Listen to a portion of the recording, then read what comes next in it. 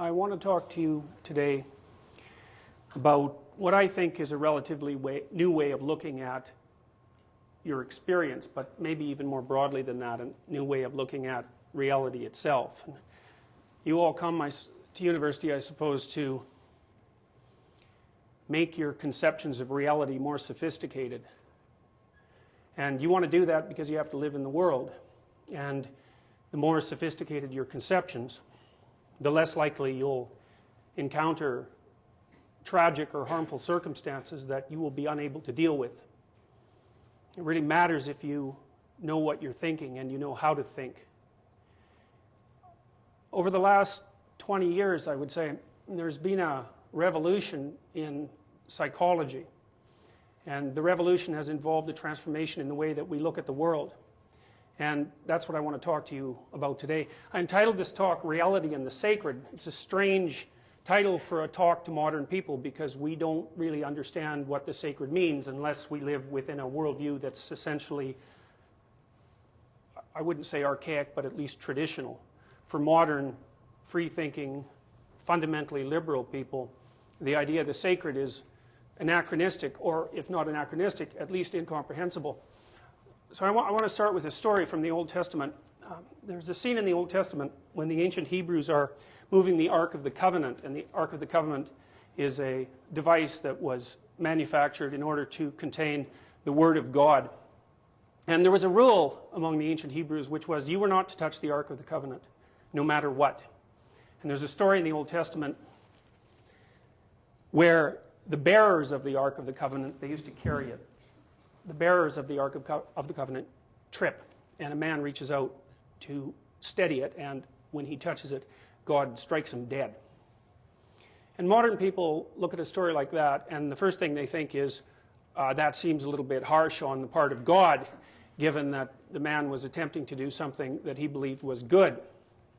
But what the story is designed to indicate, in my opinion, is that there are certain things that you touch at your peril, regardless of your intentions. And those things that you touch at your peril, regardless of your intentions, most cultures regard as sacred, as untouchable. I want to make a case for you today that those things exist, and also why they exist, and why it's necessary for you to know that they exist. I would also say that if you're properly educated in the university, especially with regards to the humanities, which are in some conceptual trouble at the moment, what essentially happens to you is that you're introduced in a relatively secular way to the concept of the sacred. You're here in the university to learn about the eternal values of humankind. And I think that people who tell you that those values do not exist or that they're endlessly debatable do you an unbelievable disservice. Now, I'm going to tell you first how you think about the world, I think. So, this would be a Newtonian view of the world. It's Newtonian and deterministic. And it's a worldview that dominated psychology and economics and anthropology and political science, you name it, for probably 400 years. But it's come to a crashing halt in the last 50 years. And the consequences of that have been manifested in a number of domains. The old world presuppositions are something like this. The world is made out of objects.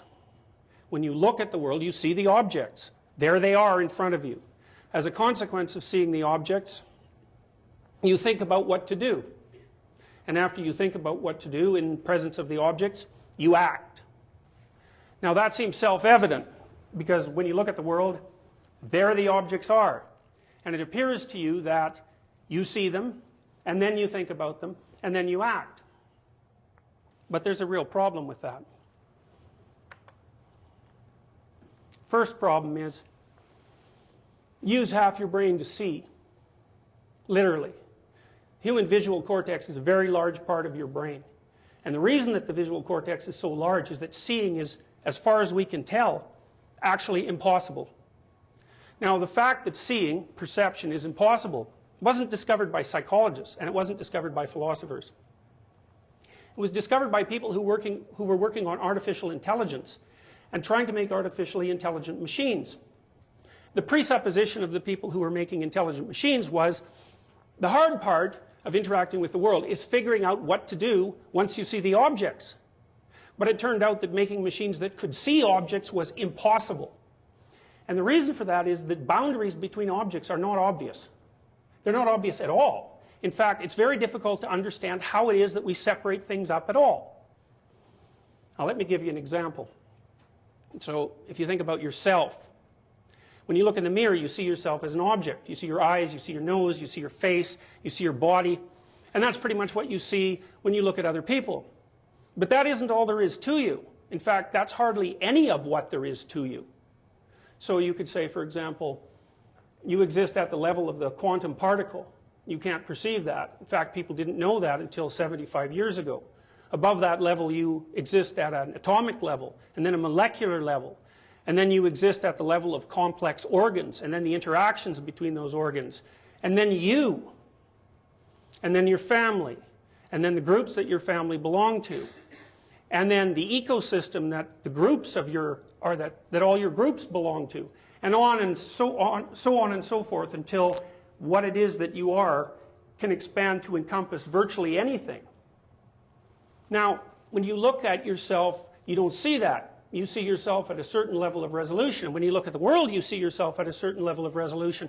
But all those other levels are equally real and equally relevant. And we, in fact, have very little idea how it is that you're only able to see what you see. Almost nothing has obvious boundaries. And this has real-world consequences. It's not something that's merely abstract. The technical term for this problem, and the problem of how to bind your perceptions, to limit them, is called the frame problem. The frame problem was discovered about 40 years ago, and the philosopher Daniel Dennett called it the most important philosophical discovery of the last 50 years. The frame problem emerges to cause all sorts of trouble for people. So, for example, when Henry Ford invented the automobile, well, at least invented the modern procedure of building the automobile, what Ford presumed was that he was building an efficient means of transporting people from one place to the other.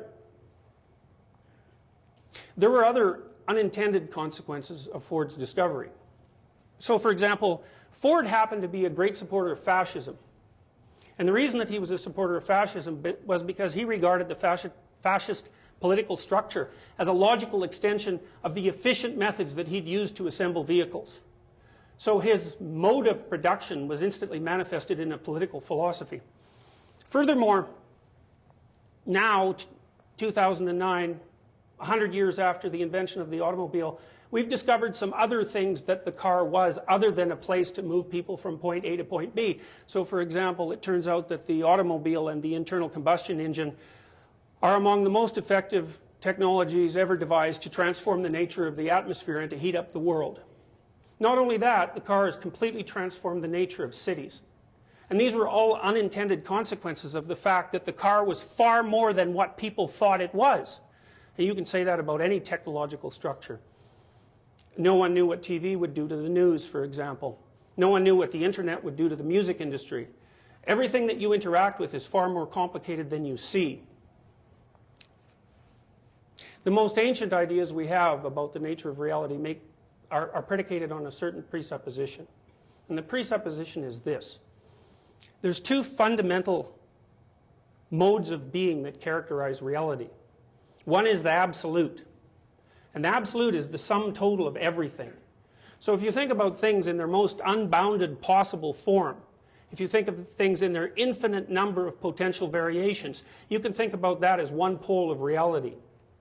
It appears classically that people have regarded their encounters with the absolute, which is all those multiple levels of being that are beyond your perceptual capacity, as equivalent to an encounter with God. Now, you know that in the Islamic religion, it's against the rules to make a graven image of any sort of Muhammad, right? The idea is that you're not supposed to make an image. And among the ancient Hebrews, the idea was very similar. The Taoists say that you shouldn't confuse the moon with a finger pointing to the moon.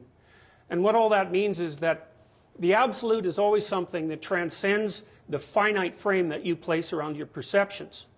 So as soon as you start talking about it, representing it, making statues of it, or idolizing it, you lose your connection with the absolute, because you've turned it into something that's understandable and concrete.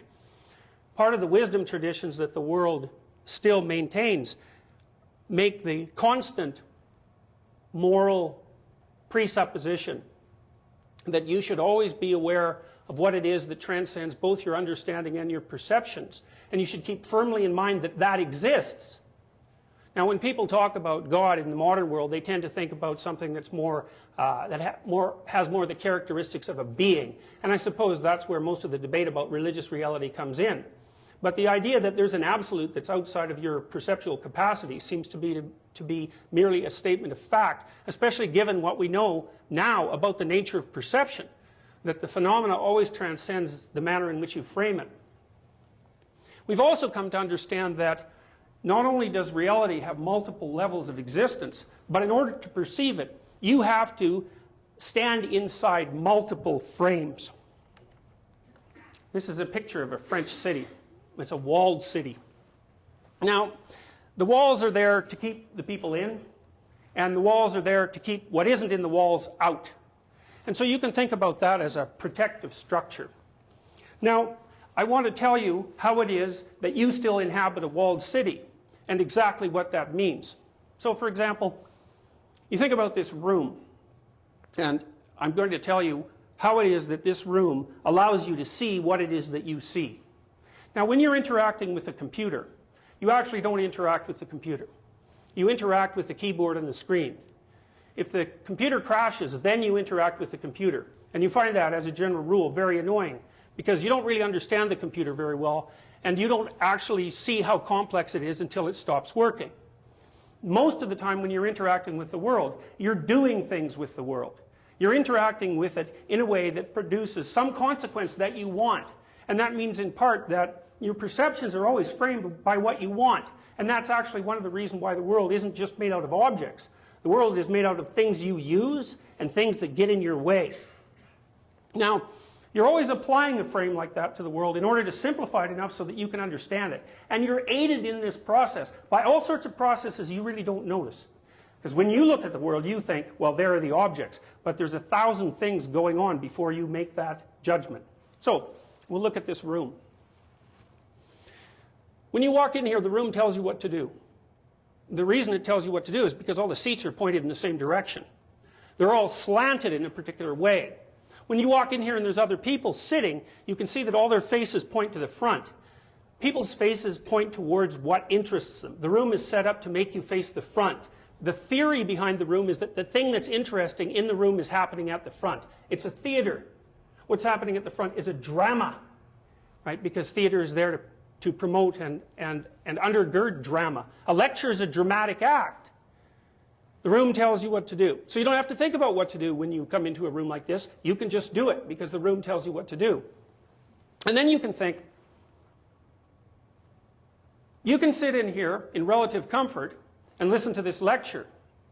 Why can you sit in here in relative comfort? Well, the people around you have been relatively carefully selected, right? As a consequence of analysis of their 12 years in school, the university has made a determination that they know how to sit down and listen. That hypothetically they're intelligent enough to understand the lecture, and that they're very unlikely to disrupt the proceedings with any unexpected outburst of emotion or motivation.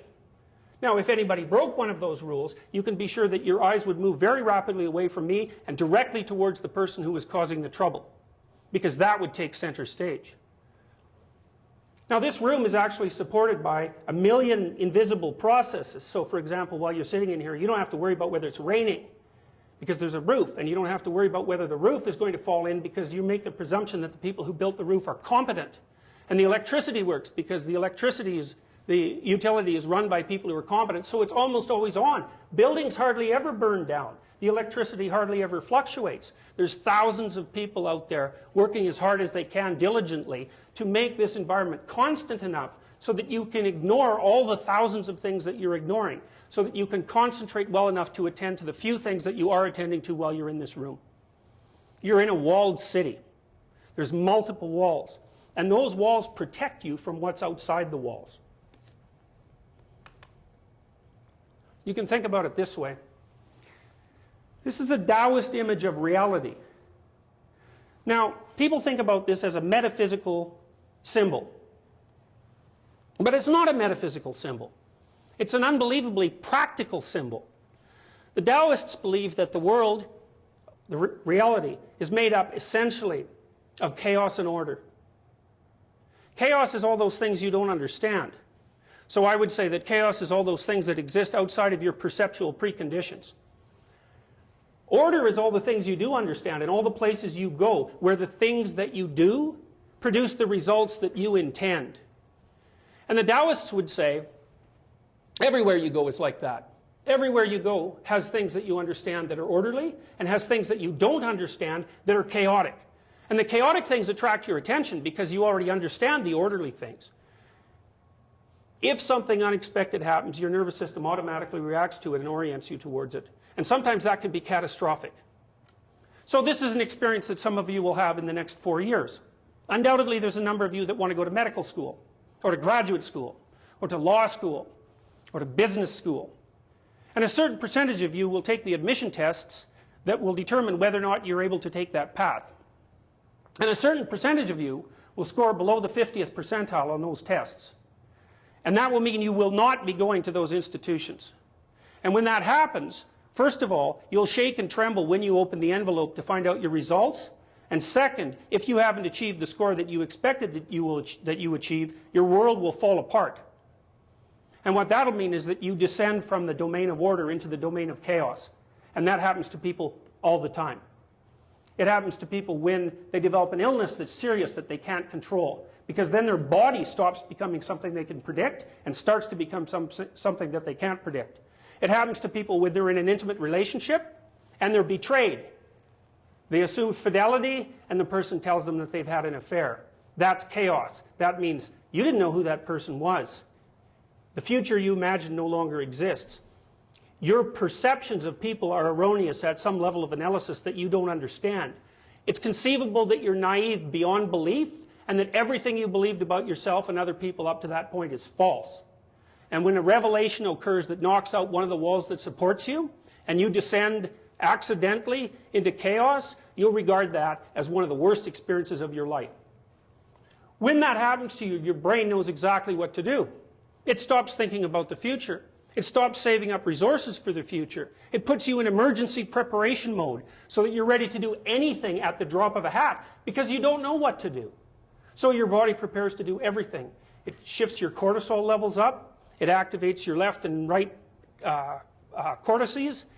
Your limbic system and your motivational systems are disinhibited, turned on, and you sweat and you can't sleep. Because the orderly structure that you thought you inhabited, that provided you with security and direction, has now disappeared. The Taoists believe that the world is always an interplay between chaos and order, and that if you live your life properly, you stand with one foot in order and one foot in chaos. Because if you're only in order, nothing that's interesting ever happens to you. Nothing is anything but a repeat of all the things that you already know. That's the state that fascists desire. Because fascists desire things to be exactly the way they are forever. And if you're in a state that's only characterized by chaos, you're at sea or overwhelmed or things have fallen apart for you. And there's too much of everything for you to deal with. Now the Taoists, being very wise people, know other things as well. They know, for example, that chaos can turn into order. That's why there's a white dot in the middle of the black paisley. And they know that order can turn into chaos, which is why there's a black dot in the middle of the white paisley.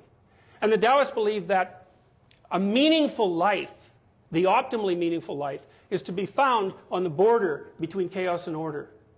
And I would say that your nervous system tells you exactly when you are there, and it's a kind of place. And you can tell when you're there because you're secure enough to be confident, but not so secure that you're bored. And you're interested enough to be awake, but not so interested that you're terrified. And when you're in a state like that, when you find things interesting and meaningful, time slips by you and you're no longer self-conscious. This is a medieval Christian representation of the nature of reality. On the outside, you have the Virgin Mary. Inside the Virgin Mary, you have God the Father. And God the Father is supporting a crucifix with an individual on it. The individual in Christian thinking is Christ. What does this image mean? The walled city divides order from chaos, or order from nature.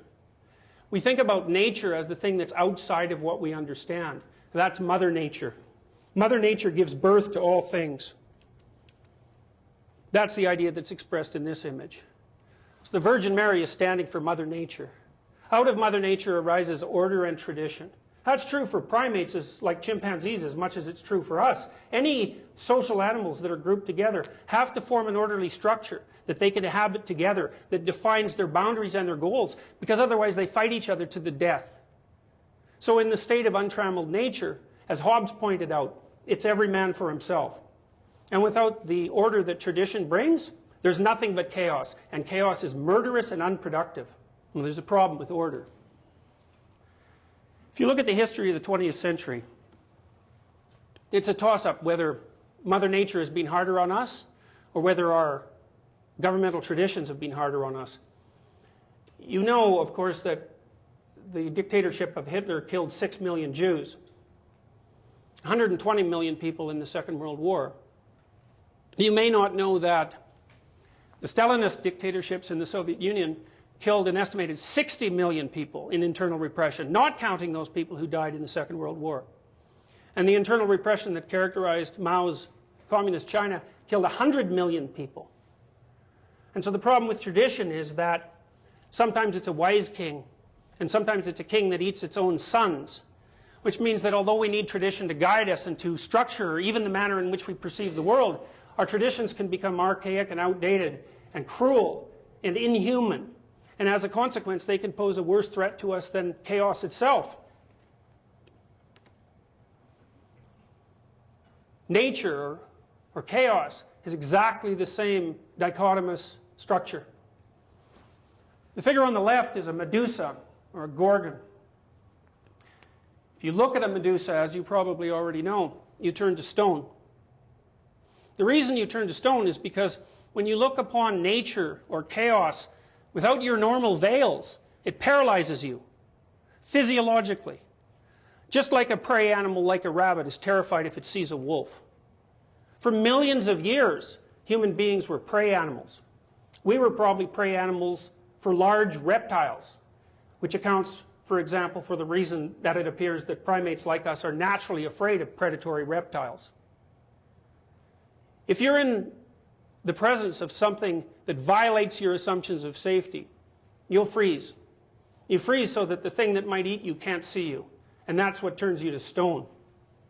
That's nature and its terrible aspect. And the terrible aspect of nature can freeze everyone. And you can be sure, and will be seldom taught, that you will encounter that at some point in your life. The primary Buddhist dictum is that life is suffering. And what does that mean? It means that because you're finite and you're surrounded by something that's absolute, in a sense you're in a battle that you can never win. Because there's always more of what it is that you're trying to contend with than there is with you.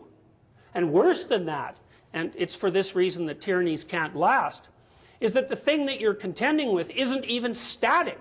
It keeps changing. So that what worked for you yesterday won't necessarily work for you tomorrow.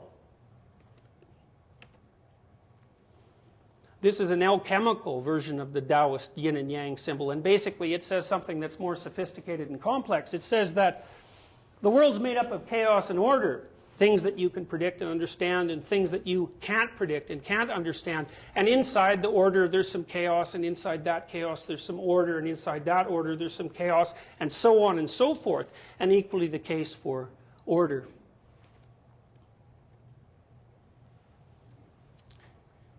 You have Mother Nature, representation of chaos, sometimes positive, sometimes negative. You have a representation of the Great Father. That's security and tyranny, two things you'll always have to contend with. And finally, in this representation, you have a representation of the individual, at least a Christian representation of the individual, and that's Christ. And it's a terrifying representation. It's a remarkable representation because it's not a representation of transcendence, it's a representation of suffering. And it's a funny kind of representation of suffering because the manner in which the story unfolds is this. Christ, as the archetypal individual, the model for individuals from a psychological or mythological perspective, knows that he's limited and knows that he's doomed to both suffering and death. In the Garden of Gethsemane, the night before his crucifixion, he has an argument with God, and the argument basically is, do I actually have to do this? And the answer is twofold. Well, no, actually you don't have to accept your suffering. But you don't have to voluntarily accept your suffering, but there are consequences if you don't. Now, the Christian story is predicated on the idea that if you voluntarily accept your suffering, you can simultaneously transcend it. It's a remarkable philosophy, and it's also something that we have very good support for from a psychological perspective. So, for example, if I'm treating someone who has an anxiety disorder, a panic disorder, who can't go out of their house without their heart rate elevating and without collapsing into a panic-stricken heap, without visiting the emergency ward every time their heart rate accelerates, every time they're in a subway, or every time they're in a mall, so they're so terrified of existence they can't even get out of their house. The way you cure that person is by getting them to voluntarily approach the things that they're afraid of. And it turns out that physiologically, if I force you to accept a certain kind of challenge, your body will go into emergency preparation mode and you'll become stressed, and that stress will cause you physiological damage, including brain damage if it's sustained for long enough. But if I present you with the same challenge and you accept it voluntarily, your brain doesn't produce stress hormones and completely different physiological systems kick in. And what that means is that people have evolved two modes for dealing with the unknown. One is voluntary approach, and the other is panic-stricken paralysis and flight. In this representation, you can see that there are crowds of people standing in the wings of the open statue, looking at the crucified individual. It's a very strange thing, but you still see this. You still see people doing things like this that they don't notice. I went to a museum in New York, and there were a very large number of paintings there from the late Renaissance, and they were all religiously themed, like medieval paintings, except they featured recognizable individuals. And people had come from all over the world to look at those paintings. They were extremely valuable paintings. They were painted by Michelangelo or Leonardo da Vinci, and each of them was probably valued for reasons that are very difficult to understand at something approximating hundreds of millions of dollars. The late Renaissance was the first time in human history where human beings dared to presume that sacred images could be given an individual human face. And that idea was actually what launched the Enlightenment and launched the development of modern culture. The late Renaissance thinkers, the artists in particular, were the first people to posit that there was some direct relationship between these sacred images and actual people. And people come from all over the world to look at these paintings, even though they don't understand what they mean.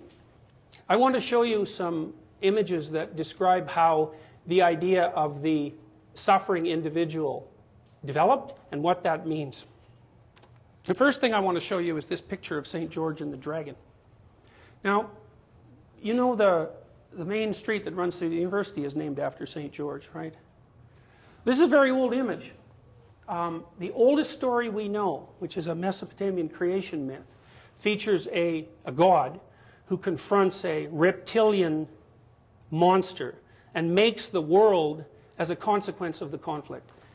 He faces her, she's terrifying, he cuts her up into pieces, and out of the pieces he makes the world.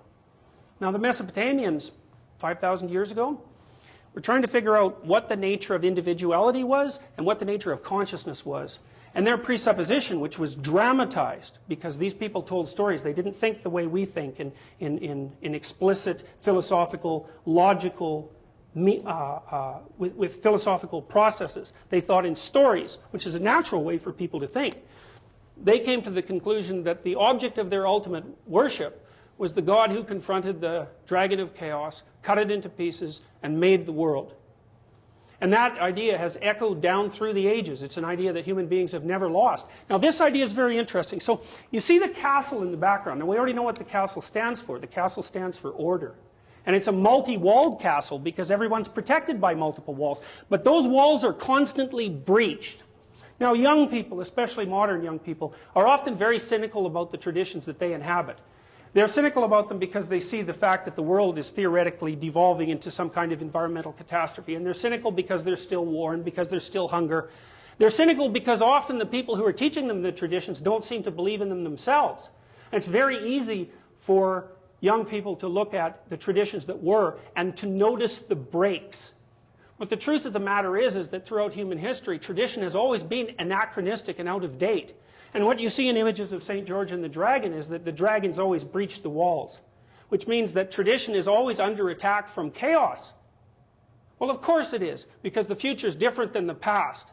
But that doesn't mean that the past should be abandoned, because if you abandon the past and you knock down all your walls, you fall into a pit of chaos. And that, classically speaking, is indistinguishable from hell. And I can tell you that if you spend long enough in that state, you'll become bitter and cruel, because that's what happens to people who suffer endlessly. St. George is a different kind of individual. When the walls come crumbling down, as they always do, he decides to go out and to confront the dragon. Now, dragons are very strange creatures, as you may have already noted. First of all, they don't exist. Second of all, they have very weird propensities. So, for example, they hoard gold, and they tend to trap virgins in their lair, which you will also admit is very strange behavior for a reptile. Now, the idea behind this is that it's a very, very complicated idea, and it's all presented pictorially. The idea is that the thing that lurks underneath, if you look to the right of the picture, you can see that there's a cave. The cave goes way down into the ground, and way down into the ground is the terrifying place that's underneath everything. The dragon crawls out from time to time to threaten the structure of everything that's known. St. George comes out to confront the dragon voluntarily, overcomes it, and in this image, rescues the virgin that the dragon has been guarding. It's a very complicated story. It means that the things that terrify you contain things of value. That's also what the image of the gold that the dragon hoards represents. It means something else as well. It means that the individual man who's likely to go out and confront chaos when tradition is crumbling is more likely to find a mate.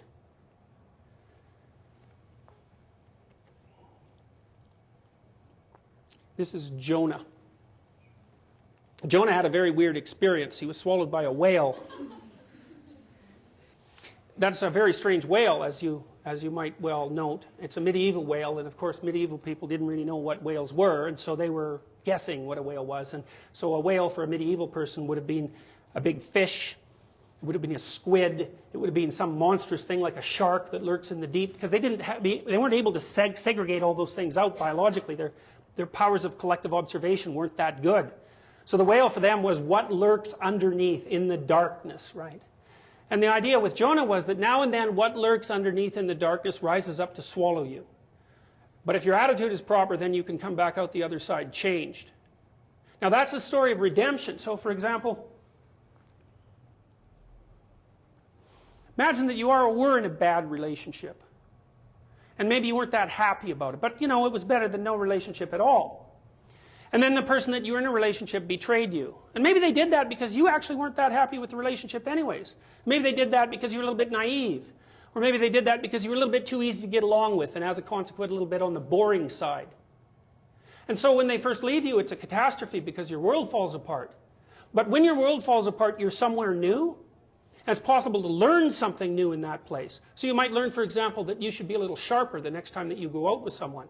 Or you should be a little bit more careful about picking up on clues that your partner's bored with you. Or that maybe you should stop associating with lying psychopaths and your life would be a lot more positive. And stop thinking that you have the capacity to redeem somebody that is not after redemption in the least. And what that means now and then is that when you fall into the belly of a whale and you're swallowed up by something that lurks underneath, that you can come out the other side transformed. And that's actually how people learn. Every time you learn something, you learn because something you did didn't work. And that exposes you to the part of the world that you don't understand. Every time you're exposed to a part of the world that you don't understand, you have the possibility of rebuilding the structures that you use to interpret the world. That's often why it's more important to notice that you're wrong than it is to prove that you're right. One of the things that you're supposed to learn in university is precisely that. It might be useful to listen to people that annoy you on the off chance that they know something that, if they tell you, you can use instead of dying. Talking to people who agree with what you say is like walking around in a desert. You already know everything that they say. The reason you're associating with them in that situation is so that they never say anything that challenges you, because you're afraid that if you go outside of what you understand, that you won't be able to tolerate the chaos. But it isn't the case. People have an unbelievable capacity to face and overcome things they don't understand. And not only that, that's essentially what gives life its meaning. The Buddhists say life is suffering. And you think, well, if that's the case, why bother with it? And people do ask that question, and they ask it in ways that result in their own destruction, and worse, in the destruction of others. So, for example, people who become particularly cruel, particularly in a genocidal manner, are more than willing to dispense with as many human beings as they can possibly train their sights on, because they're so disgusted by the nature of human limitation that they'd rather eradicate it. And lots of people become suicidal because they can't bear the conditions of their own existence.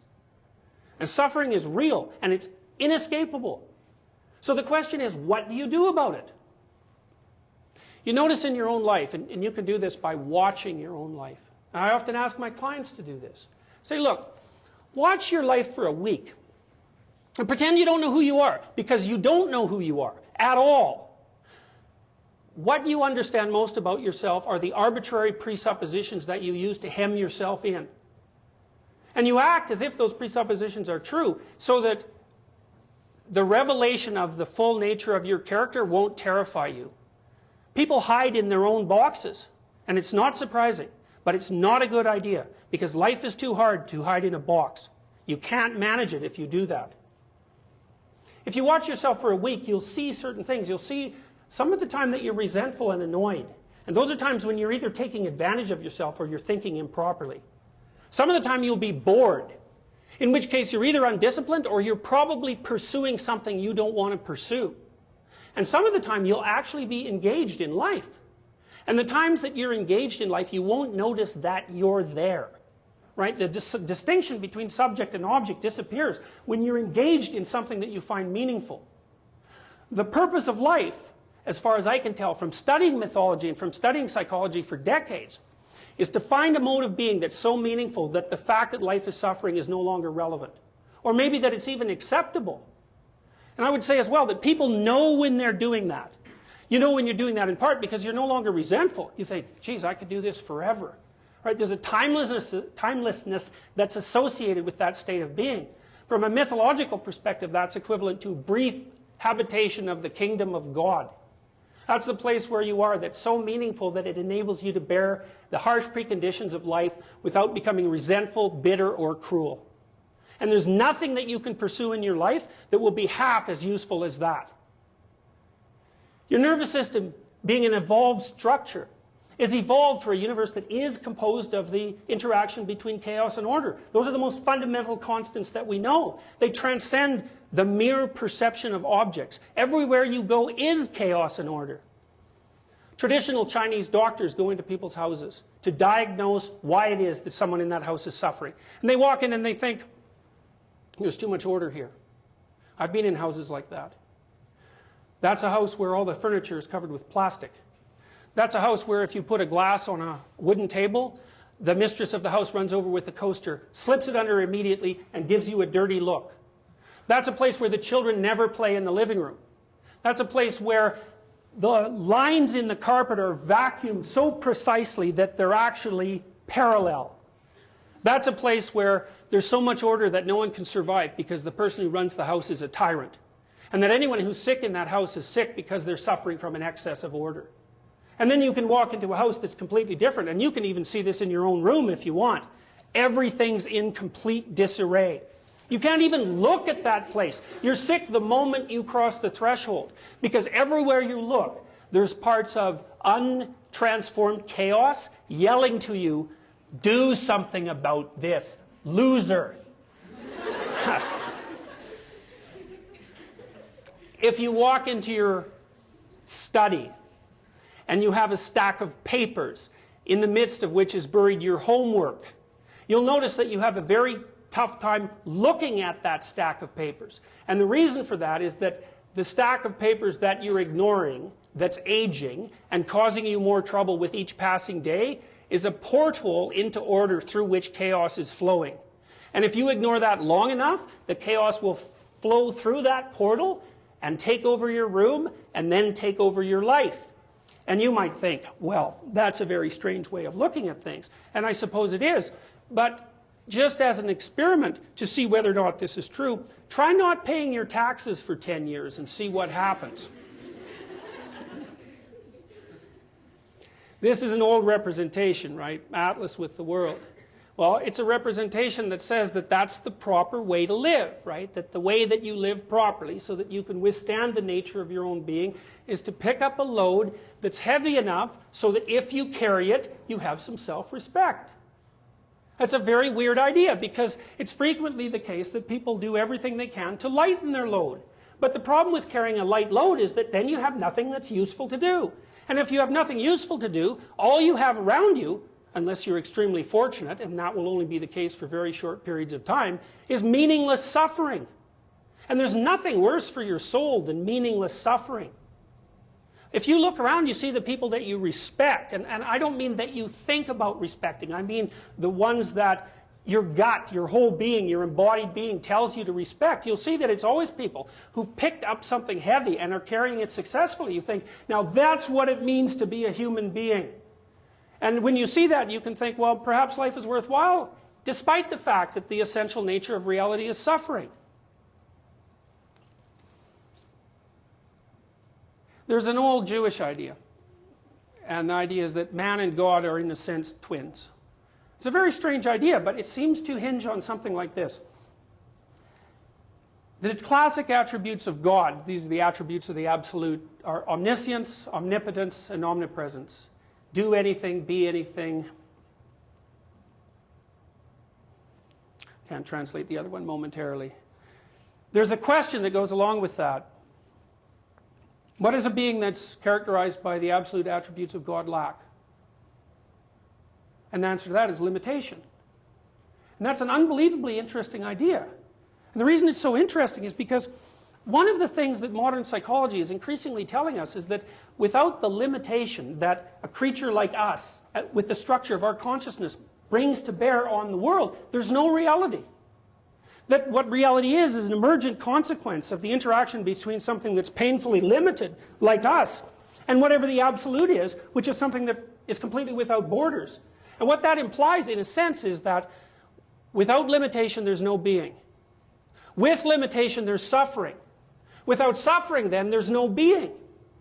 Well, you might think, well, perhaps there should be no being. And lots of people act their whole lives in order to see if they can make that a possibility. And that's really a luxury we don't have anymore. But the alternative is to presume that being is worth the suffering. And to find a mode of being that allows you to make that claim in reality. And I would say, in a sense, that's your existential destiny. And if you're here at university rather than at trade school, your job is to figure out how to be a human being. And that's a much more important job than any specific, time-limited, concrete, pragmatic plan. You have an unlimited possibility for good, really. Individuals are way more powerful than they think. They're more powerful for evil, but they're also more powerful for good. These archaic stories that I've been telling you about, they have something to say to you. They say, life is uncertain. You'll never know enough. And not only that, you never can know enough. And not only that, everything that you stand on is shaky. And then they say, but you still have to stand on it.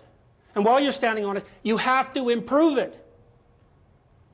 And that's how life goes on, and that's how you live your life. And if you forget those things, or if you undermine them, you're in the same situation that the unfortunate man was that I told you about in the Old Testament, who reached out to touch something he should have left alone. To the degree that you're human, you have to abide by a certain set of truths. The truths that I told you about today are, as far as I can tell, something that's close to a minimal set. There's chaos. There's order. You're stuck with both of them. And they both have a cost. And they both have advantages. And your job is to figure out how to serve as the appropriate mediator between the two.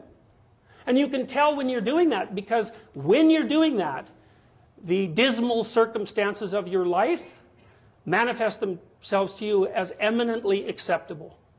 And it's in that situation that you know that you've placed yourself in a position in nature where everything is in harmony. And that's the place to aim for. Nice talking to you.